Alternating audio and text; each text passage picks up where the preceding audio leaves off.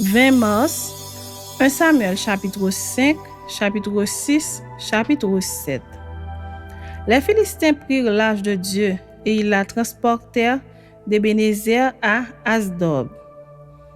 Après s'être emparés de l'arche de Dieu, les Philistins la firent entrer dans la maison de Dagon et la placèrent à côté de Dagon. Le lendemain, les Asdodiens qui s'étaient levés de bon matin trouvèrent Dagon étendu la face contre terre devant l'arche de l'Éternel. Ils prirent Dagon et le remirent à sa place. Le lendemain encore, s'étant levés de bon matin, ils trouvèrent Dagon étendu la face contre terre devant l'arche de l'Éternel. La tête de Dagon et ses 2 mains étaient abattues sur le seuil et il ne lui restait que le tronc. C'est pourquoi jusqu'à ce jour, les prêtres de Dagon et tous ceux qui entrent dans la maison de Dagon à Asdod ne marchent point sur le seuil. La main de l'Éternel s'apaisantit sur les Asdodiens et il mit la désolation parmi eux. Il les frappa d'hémorroïdes à Asdod et dans son territoire. Voyant qu'il en était ainsi, les gens d'Asdod dirent: l'arche du Dieu d'Israël ne restera pas chez nous, car il apaisantit sa main sur nous et sur Dagon, notre Dieu. Et ils firent chercher et assemblèrent auprès d'eux tous les princes des Philistins, et ils dirent: que ferons-nous de l'arche du Dieu d'Israël? Les princes répondirent: que l'on transporte à Gath l'arche du Dieu d'Israël, et l'on y transporta l'arche du Dieu d'Israël. Mais après qu'elle eut été transportée, la main de l'Éternel fut sur la ville, et il y eut une très grande consternation. Il frappa les gens de la ville depuis le petit jusqu'au grand, et ils eurent une éruption d'hémorroïdes. Alors il envoya l'arche de Dieu à Écron. Lorsque l'arche de Dieu entra dans Écron, les Écroniens poussèrent des cris en disant: on a transporté chez nous l'arche du Dieu d'Israël pour nous faire mourir, nous et notre peuple. Et ils firent chercher et assemblèrent tous les princes des Philistins, et ils dirent: renvoyez l'arche du Dieu d'Israël, qu'elle retourne dans son lieu, et qu'elle ne nous fasse pas mourir, nous et notre peuple. Car il y avait dans toute la ville une terreur mortelle, la main de Dieu s'y apaisantissait fortement. Les gens qui ne mouraient pas étaient frappés d'hémorroïdes, et les cris de la ville montaient jusqu'au ciel. Chapitre 6.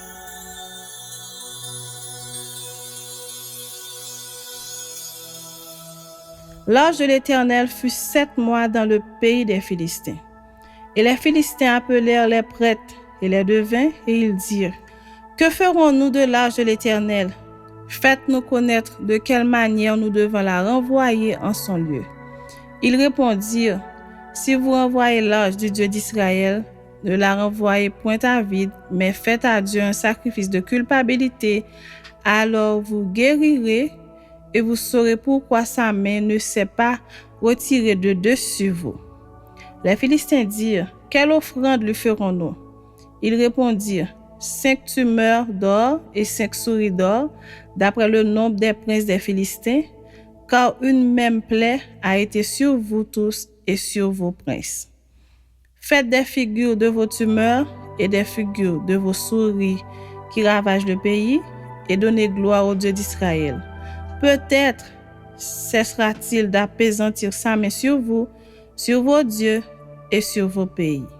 Pourquoi endurciriez-vous votre cœur comme les Égyptiens et Pharaon ont endurci leur cœur?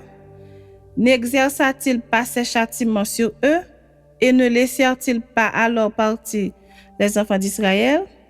Maintenant, faites un char tout neuf, et prenez 2 vaches qui allaitent et qui n'aient point porté le joug. Attelez les vaches au char, et ramenez à la maison leurs petits qui sont derrière elles. Vous prendrez l'arche de l'Éternel, et vous la mettrez sur le char. Vous placerez à côté d'elle, dans un coffre, les objets d'or que vous donnez à l'Éternel en offrande pour le péché, puis vous la renverrez, et elle partira. Suivez-la du regard. Si elle monte par le chemin de sa frontière vers Beth-Shemesh, c'est l'Éternel qui nous a fait ce grand mal. Sinon, nous saurons que ce n'est pas sa main qui nous a frappés, mais que cela nous est arrivé par hasard. Ces gens firent ainsi. Ils prirent 2 vaches qui allaitaient et les attelèrent au char, et ils enfermèrent les petits dans la maison. Ils mirent sur le char l'arche de l'Éternel et le coffre avec les souris d'or et les figures de leur tumeur. Les vaches prirent directement le chemin de Beth-Shemesh. Elles suivirent toujours la même route en mugissant, et elles ne se détournèrent ni à droite ni à gauche. Les princes des Philistins allèrent derrière elles jusqu'à la frontière de Beth-Shemesh. Les habitants de Beth-Shemesh moissonnaient les blés dans la ville. Ils levèrent les yeux, aperçurent l'arche et se réjouirent en la voyant. Le char arriva dans le champ de Josué de Beth-Shemesh et s'y arrêta. Il y avait là une grande pierre. On fendit le bois du char et l'on offrit les vaches en holocauste à l'Éternel. Les Lévites descendirent l'arche de l'Éternel et le coffre qui était à côté d'elle et qui contenait les objets d'or, et ils posèrent le tout sur la grande pierre.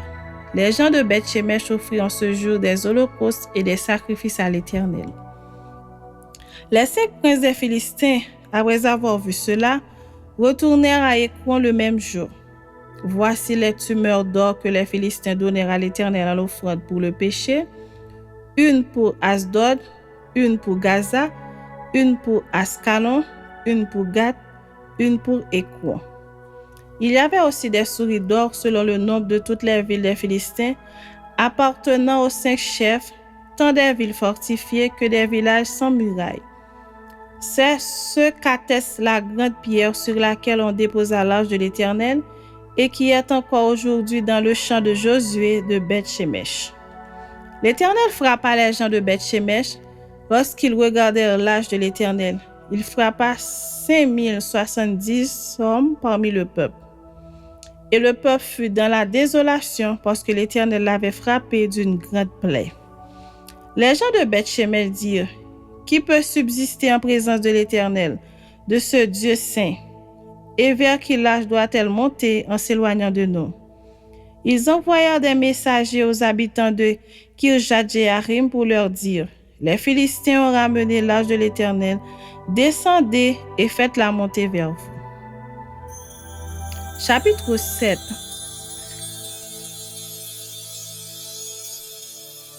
Les gens de Kirjath-Jearim vinrent et firent monter l'arche de l'Éternel. Ils la conduisirent dans la maison d'Abinadab sur la colline, et ils consacrèrent son fils Éléazar pour garder l'arche de l'Éternel. Il s'était passé bien du temps depuis le jour où l'arche avait été déposée à Kirjath-Jearim. 20 années s'étaient écoulées.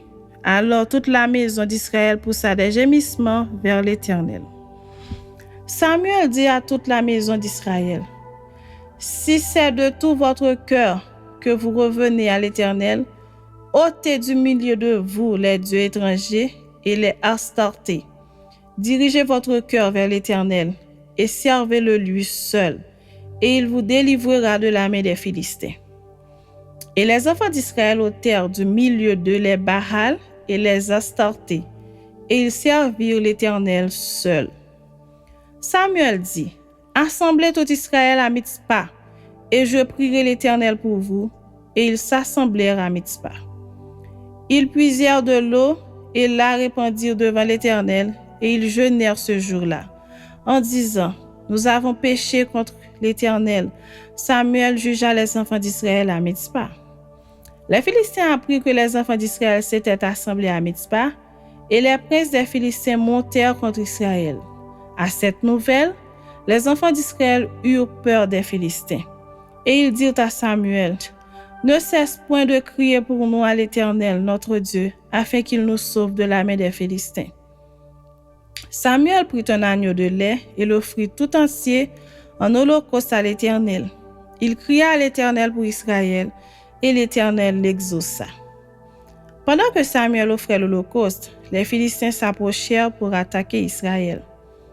L'Éternel fit retenir en ce jour son tonnerre sur les Philistins et les mit en déroute.